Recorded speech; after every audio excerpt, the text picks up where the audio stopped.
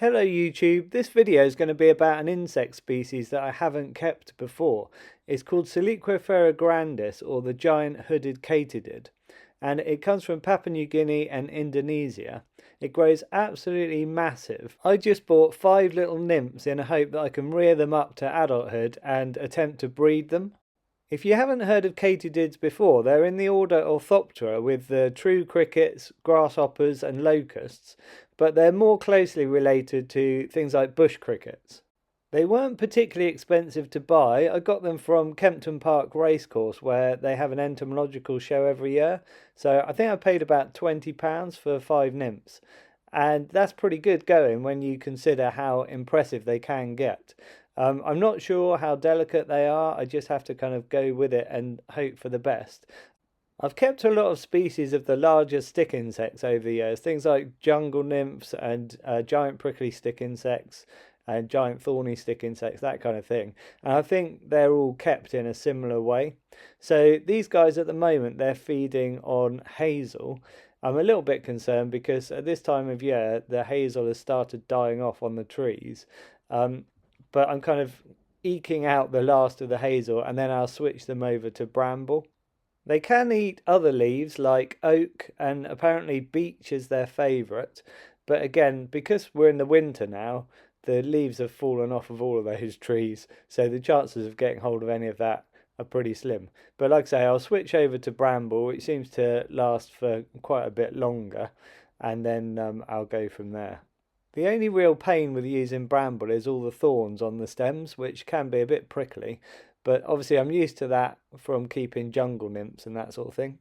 Okay, what I've noticed about this species so far, just from having them for a few days, is that if you harass them a little bit, even by accident, if you sort of scare them, they basically go into this sort of like shocked mode where they get a bit stressed out and they'll jump down. It's quite hard to then get them back onto a leaf if they've jumped down onto the bottom of their cage.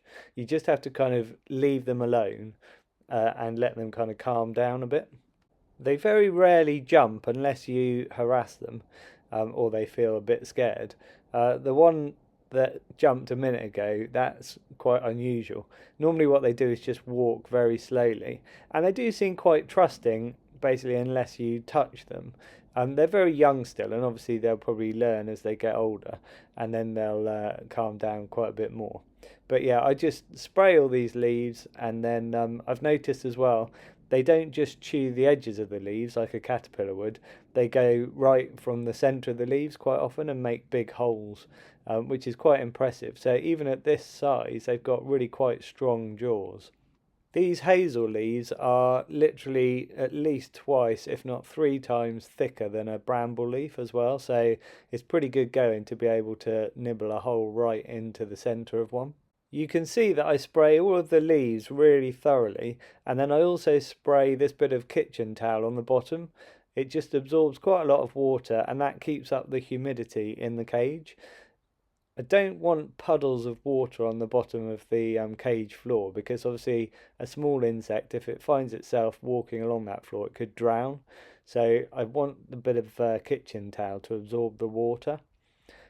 Also, in this tub, it's pretty humid anyway, and I keep this above a cage with a lamp on it, so it's got heat coming from below. These are obviously tropical insects, so keeping them just at room temperature is probably a little bit too cool. You want to have it just slightly warmer than room temperature. Okay, I just wanted to point out my little setup here. So it's just a tub, but I've made holes in here. Not too many, like I haven't put a big kind of mesh screen on here or anything. Because you want to have a bit of ventilation, but you want to keep the humidity inside there. If it gets too dry too quickly, the leaves just dry out really quick and the insects don't like it. They like it nice and humid. I spray the leaves and give them a thorough soaking twice a day, once in the morning and once again in the evening. They tend to do most of their eating, I've noticed so far anyway, at night time. So every time they shed their skin, they essentially double in size. What they also do when they shed their skin is eat the actual skin. So it's only if you're very lucky that you see them shedding their skin and eating it. Quite often they'll do it at night time, and the first that you get to know about it is just seeing an insect that has doubled in size the next day. The skin appears really white, and it's definitely worth, if you ever spot one that shed its skin, just leaving it alone to get on with eating it, because if you disturb it, it might stop it from eating its skin, and I'm sure it provides it with some good nutrients. Okay, this one that you're seeing here is one that has shed its skin again, and is, like I say, twice the size of the one that I just showed you at least. And yeah, it's real chunky. But I'll get one out, I'll put it on my hand and show you a little bit more clearly. So here you go. So this is one that is like the next sort of size up, and you can already see this kind of hood shape on the back, and it sort of starts off like this, where it is like taking up the whole length of the back, this kind of hood shape. But when they're adults, that becomes just the hood, and then you get like wings out the back as well. I'll show you that towards the end of this video. But you can see at this size they're pretty cute, and he's starting to kind of trust me. You just have to kind of nudge them very gently onto a leaf to get them to walk onto it. Quite often though, if they can sense the moisture on the leaf, they kind of want to walk in that direction anyway. You see their antennae kind of wiggling about, and I'm sure they're sensing the humidity or the wetness of the leaf. I was able to spot a very tiny ovipositor on the abdomen of one of mine when it was still really small, and that is an egg laying tube, so I know that that particular one that I've got is a female. So what I've done is separate her out into a separate enclosure, and I've also separated out a male. They're sort of my two biggest ones, and I'm going to kind of concentrate on those two, getting them to adulthood in the hope that I can breed them. You can see again these impressive holes in the centres of the leaves with just like a little bit of leaf vein left in the middle. I've noticed as well that as they get bigger, they can handle actually chomping through some of the actual stems of the plants as well. I've noticed quite a lot of stems with nibbles on. So they obviously don't mind eating kind of roughage as well, of like stem bark. This is what they end up looking like when you clean them out. Nice fresh leaves. I really like it when it's just been cleaned out and it's all nice and bright green and fresh and all sprayed with water. It makes me feel much happier about how I'm keeping them. They seem to like these enclosures anyway, and the humidity seems to be kept really well. One thing I would say is if you're going to keep these, either keep them individually or just make sure that you've got really good fresh food in there as often as possible, because I have heard that in sort of rare cases they can feed on each other. I don't think they necessarily do it on purpose, but they can start nibbling like the edge of one of another insect, and then they can just get a bit carried away and either just bite a really devastating hole in another insect or completely kill it and just eat the whole thing. I think in the wild they do eat other smaller insects as well, but mainly leaves. Right, this is my female after another molt. You can see she's starting to get really quite big now and pretty impressive. I think at this stage she's just got one more molt left to do before she's an adult. But you can see now the ovipositor has gone from being, fairly small and quite hard to spot without looking carefully to suddenly being really long and really obvious. So I think a lot of people, when they see these females, they feel a bit menaced by them because they think, is that a sting on the back, or is it, something sharp and pointy that they're going to hurt me with? But it's not. It's the ovipositor is literally just an egg-laying tube. So when she's an adult, she'll be able to push that down into the soil, and that will help her lay her eggs an inch or two down into the surface. But you can see she's really starting to look impressive now. She's such a vivid green and such a lovely shape. So as well as giving them fresh leaves of all the species that I've mentioned so far, things like hazel, beech, oak and bramble, you can also give them fish food flakes, and that just adds a little bit of protein into their diet. They do say that some specimens won't touch the fish food at all, but other specimens seem to really love it. I cut quite long stems of hazel because you can just feed it around the top edge of the enclosure. It's quite flexible, the old branches of hazel. In the jam jar is just spring water, and you can see I push a carrier bag around the branches down into the top. That just stops any insects from crawling in there and drowning in the water. It's worth noting that you shouldn't use tap water for any of this. That you can see I just remove the occasional droppings done by the insects, just take them out because otherwise they go mouldy in the bottom. But yeah, it's best to use bottled water, not tap water. Tap water can kind of kill them because of all the chemicals and things in it. Bottled spring water is the way to go. It's the same, exactly the same if I was keeping amphibians like frogs and things like that. You can see how chilled she's being though, like she's really calm. She just walks around very slowly. That's what I love about this species. They kind of potter about. If you had like a cricket or something in here, quite often it would like run about, it'd be jumping all over the place. Um, or grasshopper would be probably even worse. But these guys, you can see if you just very gently touch their back legs, so you're not freaking them out, just a little tiny nudge, they understand or seem to understand what you're doing and they just start nudging forward. So it's a really good way of just persuading them to walk up onto their leaves.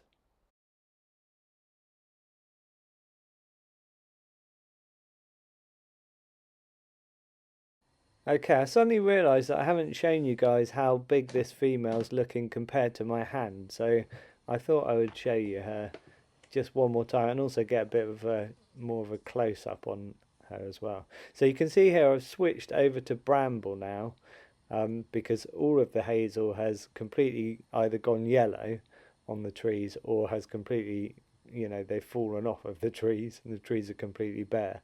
So I've had to switch over to bramble, but they seem to be fine with it. They're chomping away on it quite nicely. So if I put my hand underneath here, you'll be able to see just how kind of impressive she's looking. So although she's not adult yet, she hasn't got her wings, she's got the massive ovipositor on the back, and yeah, just the overall size of her is particularly impressive. That whole hooded bit on the top looks very leaf-like, and she's become quite hard to spot in the cage even though she's so big. I thought I'd do a bit of a close-up here on the ovipositor just to show you how impressive it is. It's really long. Also, if you buy crickets in pet shops and things to feed to your lizards and that sort of thing, they have these ovipositors that are very kind of needle-like, like a point. But on these particular katydids, they're very scythe-like and curved. So some species will lay their eggs in like stems of plants and that sort of thing, and they can use this scythe-like ovipositor to make a hole in the stem and push up into the hollow part of the stem and lay their eggs like in a long line. But these particular guys lay them in the soil. Again, I've just cleaned her out, so she's got nice fresh leaves. But once I've cleaned her out, I need to kind of spray her again to make all the leaves nice and wet and make the humidity really high in the cage. You can see how I do it. It's really, I don't spray directly onto her, or if I do, just a tiny bit, but I don't literally kind of make her soaking wet. Just put some kind of next to her face, and then more often than not, she'll start drinking from that straight away. I spray again down onto the kitchen paper to get that nice and moist. Fresh water, a new carrier bag around the tops of the stems to stop her from drowning in the water. I think probably by the time they're this sort of size, they're unlikely to drown anyway. It's more for the smaller ones, but I still do it just to be on the safe side. I am really, really impressed with this species. It's such a cool thing to keep, and I will definitely be keeping them more often in the future. Hopefully, I'll get them to breed, and then I can keep their life cycle going. But yeah, apart from these, my other favourites are the bright green Jungle Nymph Stick Insects. I really love those. And also the giant leaf insects. They're also really cool, but they're a little bit more delicate and just harder to get the eggs to hatch with the leaf insects. The jungle nymphs are, I would say, pretty easy to keep, and also easy to handle and easy to breed as well, which makes such a difference.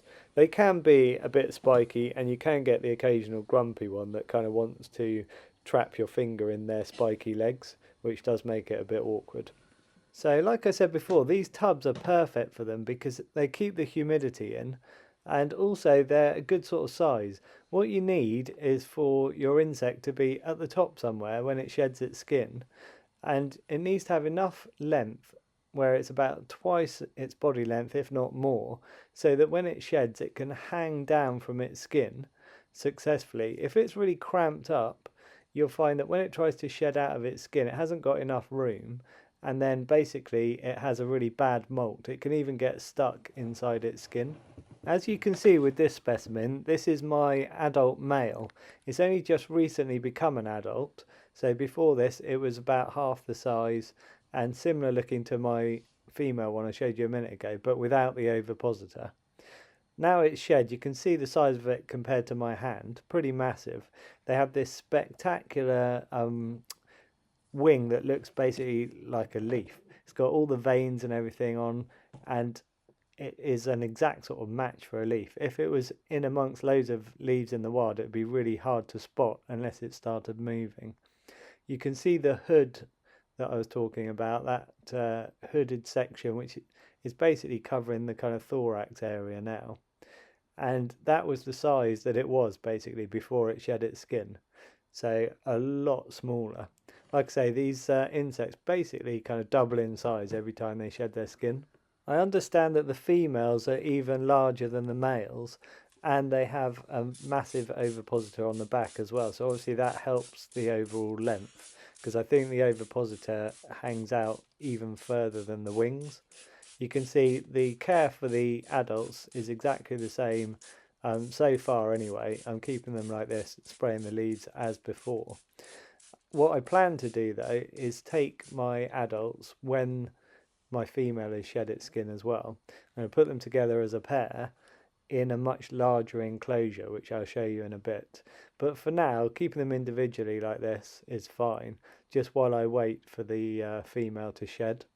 I'm filming this on my last week of term, so I've been taking these in and showing my students, and I had hoped that both the male here and the female will have shed their skins to become their adult stage, so I could take them in and show them at their most spectacular. But the female hasn't done it yet, so I've just been taking in the female with her ovipositor but without wings, like you saw before, and this male. Spectacular enough, but I am looking forward to seeing the female if she's supposed to be even larger than this. I can't really imagine that. You can see that he's pretty calm, he's moving about pretty slowly, he's not trying to jump anywhere, and he's not trying to fly. I have read that when they fly for very short distances, so I would imagine it's kind of similar to say a male Australian prickly stick insect, something like that, where they just have short bursts of flight, maybe just enough to kind of fly across a room and land, but certainly not flying around the room like a dragonfly or something like that. You may be wondering why I'm not holding him, and there is a reason for that, and it's simply because I don't want to get bitten by him. Like, I've seen them tackling like bits of twig, or quite woody bits of twig as well, and they can really chomp through them with their powerful jaws. They're small jaws, but you get the feeling that if it did want to bite you, it could cling on to you pretty well with its feet, and then start sort of tucking into your skin. I did, when I was younger, I went to France and we were looking for these large grasshoppers and bush crickets and things, and there was one called a wart biter, and I remember finding one and seeing that chomping away at something and thinking, yeah, that would give you quite a painful bite. Obviously, there's no kind of venom involved or anything like that, and it's not going to do any real damage, but it might just hurt a lot, like a little kind of pair of pliers grabbing you. And I don't think you'd be able to get it off very easily if it did want to bite you. I think if I ever do get brave enough to try holding one, I think I'll just be ready with something like a teaspoon or something like that, just so that if it did start moving its head towards my skin, I could just tuck the teaspoon underneath his head and just get in between him and my actual skin. I think probably they're actually pretty docile. And I think if you nudged their back feet just very gently, you could persuade it to climb up onto your hand, and it would probably just consider you another kind of surface to walk on. It would probably be fine, but I just don't want to risk it at this stage until I know more about them. But I've got real used to keeping them just over these last few months. They're so quick, you know, they go from being a nymph to being this adult size. It takes about 3 months, so it's hardly any time at all. So it seems almost like every time you go to clean them out, they've shed their skin again and doubled in size. It's pretty impressive. And just, yeah, just the sheer scale of this thing. And everybody, all my students this week that I've showed them to, have just been like, wow, you know, they didn't even know that anything like this even existed, which is one of the main reasons that I love keeping animals like this. Is just how spectacular they are and just how much fun they are to watch. And especially with a large scale insect like this, you can see, you know, when they're eating, you can see their mouths, you can see their eyes, you know, because they're so huge. And the underneath of them, you can see them breathing in and out. It's pretty cool. If any of you are watching this video and you've kept this species before, especially if you've managed to actually breed them as well, I'd love to hear your comments. So let me know, like, give me any tips basically, because like I say, this is the first time I'm keeping them. It seems like they're pretty hardy. I was worried that they could be like a delicate species, but I mean, you should know by looking at them at this sort of size, they're not going to be that delicate. And yeah, care-wise, so far they seem just as kind of easy as keeping jungle nymph stick insects. If anything, they're probably even easier than keeping jungle nymphs because they eat leaves that aren't as prickly for quite a lot of the time that you're rearing them. Okay, I'm going to put this lid down onto the floor and see if we can persuade him to go back into his tub. You'll see here, like, if you just are quite kind of still and quite calm, he's feeling around with his antennae, but he's, yeah, look, he'll crawl quite calmly onto the floor. And there are some water droplets that I've kind of dropped on the floor here. And yeah, you can see like he's going to go along and just suck up some of those. Let's see what happens if I just touch him very gently on his back legs. You'll see, will he turn round and go for me, or will he move forward? They seem to, so far, kind of react to this, and they just, it's a good way of doing it. Just touch them on the back leg and you can get them to kind of nudge forward. I think when they become adult, they do get a little bit braver, let's put it that way. So when you go to touch them, they can sometimes kind of just sort of refuse to move forward a bit. You have to touch them a few times. When I do this, he's put his leg up. So what I normally do then is go touch the other leg on the other side. You can see, look, he's tucked his head down, so he's kind of tucking his head in. That's a kind of a slightly defensive position, but as long as I do it very gently, he shouldn't turn around and go for me. There you go. He's just nudging forward. I think he's realised what I'm doing. I like to think these insects have got, you know, some amount of intelligence compared to smaller insects, in that, you know, he does seem to kind of learn that when I do this to him, I'm not any threat. I'm just kind of trying to get him to go in the position that I want him to go in. And usually he knows that position is towards the food plant that I've especially prepared for him. Right, I'm going to show you the enclosure that I'm setting up for the adult pair. It's basically a metre tall vivarium, and I was going to keep chameleons in it, but I'm just pausing for now. So here it is. It was all set up, like I say, for the chameleons, but it's got loads of branches in it and loads of plastic plants. So I'll probably remove a lot of these plastic plants and just put in some brambles in pots going all the way to the top. And obviously they can have a whale of a time in here. It's a heated vivarium as well. There's a lamp from the top. But also I have to keep spraying in here to keep it really misty. There's a layer of sand here, but I'm going to put in a layer of probably coconut fibre, like eco earth or soil or a mix of both for the female to lay her eggs in. You can see on top of this vivarium I've just got some different tubs. The small tubs have got the katydids in, the younger ones. I've got a lamp here which provides heat to keep them all warm. And also in this larger tub I just have an albino royal python as well. Again, getting the heat from the lamp underneath it. Anyway, I hope you've enjoyed this video. Hit subscribe to see more videos that I post in the future. Thanks for watching, and I'll catch you in the next video.